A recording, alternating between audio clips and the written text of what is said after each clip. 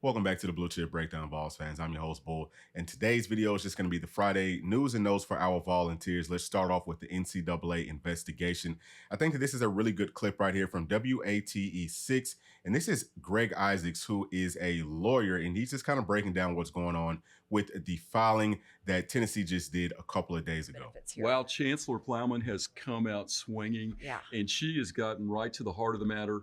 And, Jeff, when you say, allow athletes, amateur athletes to make a little bit of money right out of the chute, starting with Texas A&M, they made big money. That's true. And but Chancellor Plowman really identified some of the issues because the Supreme Court in the Alston decision in 2020 said that it was a violation of the Sherman Antitrust Act for universities to exploit amateur athletes for free or very little pay, such as per diems for clothing, food, and travel, and profit off their name, image, and likeness. So fast forward, the NCAA said basically you can profit from your name, image, likeness. And the way it was contemplated is you could allow a student to have an internship or be a spokesperson, but there had to be some quid pro quo for the money.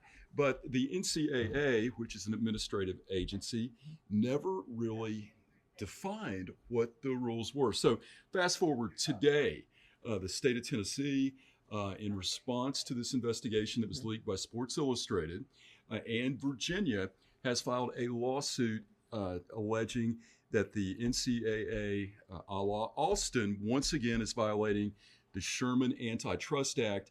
And this is where it's going to get move really quick and get really dicey.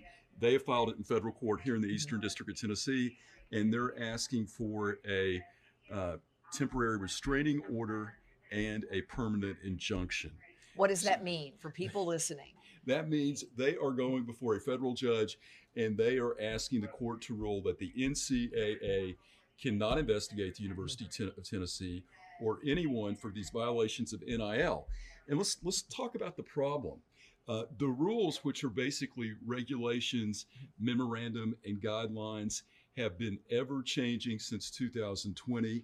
And to say they're ambiguous would be a tremendous understatement. Let me jump in. All right, so I think that Greg Isaacs does a great job of putting that in layman's terms for those of us that don't really understand legal jargon. Something else that he said in this clip was that he believes that Tennessee will take this to the Supreme Court, and I think that that will work out well for Tennessee just because they're less into the sport aspect of it and obviously a lot more into what the actual Constitution says and all that good stuff. So I think that things are going to go in Tennessee's favor at the end of the day. How long is all of that going to take? I'm not quite sure. Now, what I have heard, okay, this is something that I read on VolQuest, is that we are anticipating that the first round of court dates should be happening by the end of this month. So things probably will move pretty quick on the front end. So as far as the TPO, right, I think that that will probably be in place, hopefully, by the end of this month. I'm not quite sure how long these things take, but it does sound like Tennessee is not really expecting to get a notice of allegations anytime soon. So it can be business as usual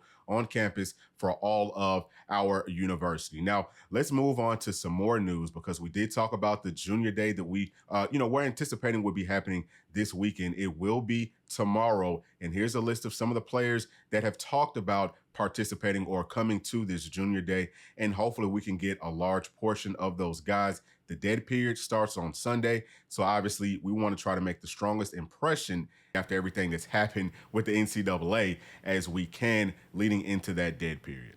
All right, and I did post on the channel last night that we had two players playing in the East-West Shrine Bowl. That is McAllen Castles and Jabari Small. So one of the things that I kind of found interesting, number one, is that Jabari Small came in a few inches shorter than what he's listed at on Tennessee's website, and he also came in about 8 pounds lighter. So the whole deal with him coming in shorter, that's going to happen sometimes, okay? Like these college teams will kind of boost heights, but a lot of times they're not really boosting those weights up too much. And I think that Jabari Small visibly looked smaller, in the East-West game than he did playing for Tennessee. So it does look like whoever he's been training with to get ready for, pro days, and I'm not sure if he's going to the combine or not, but it does look like they probably cut some weight off of him. That's probably to help with his times.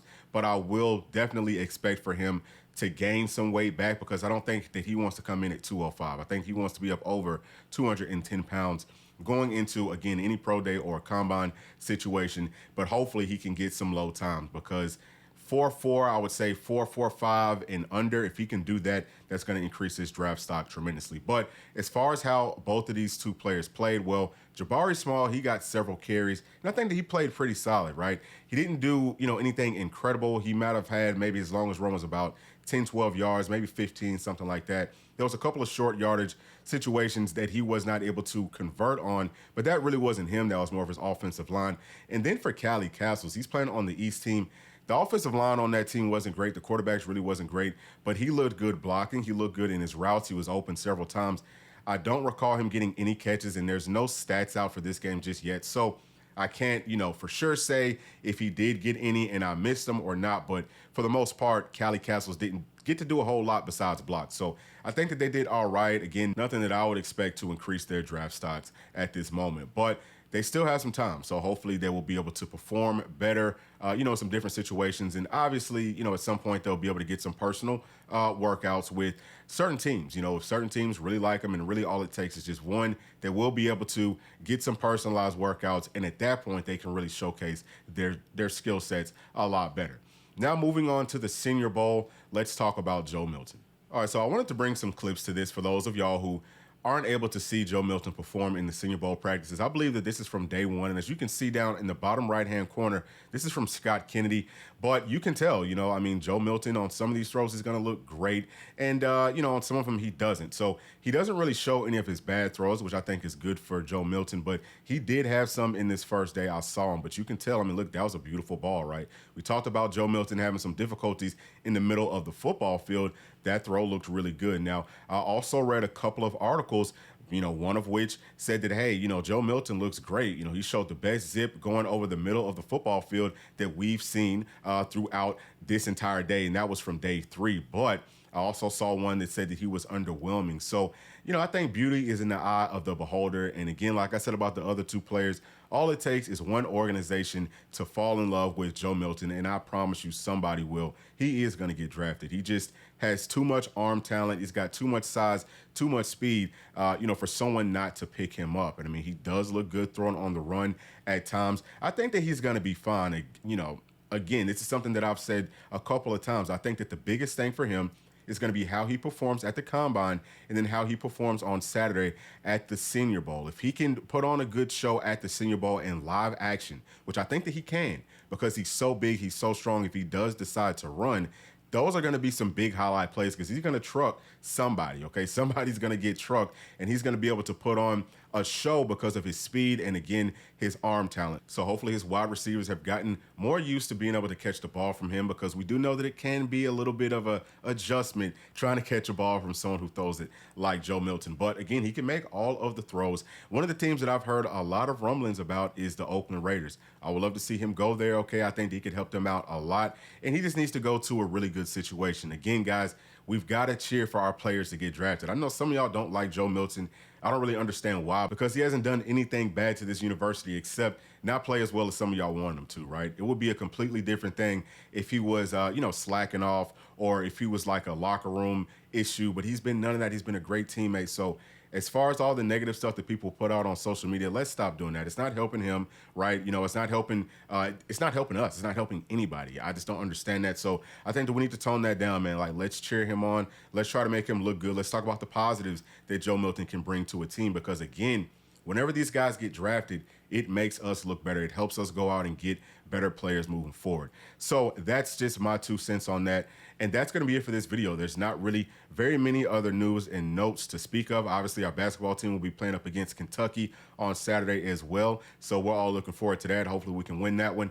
And, I think that we're going to be just fine. Obviously, DK is a scorer. I think that a big problem for the last game was that a lot of people were just kind of standing around watching him go to work. But we've got to get everyone involved. I think that Santi played good. And, there were some other players who played all right in Spurs. But we need our guys to all be able to score. Like, we've got to be able to pick up the pace if DK is not able to, drop 30 every single game. Because at some point, teams are going to be able to hold him under 30 points. Now, it hasn't happened in the past few games, but it's going to come. So we need other guys to step up, and that's what I'm looking out for in this game versus Kentucky. But that's going to be it. Thank y'all so much for tuning in and staying all the way to the end. Please make sure to like, subscribe, hit that notification bell, share with your friends, family, and other volunteer fans, and we'll see y'all in the next one. Thanks. Peace.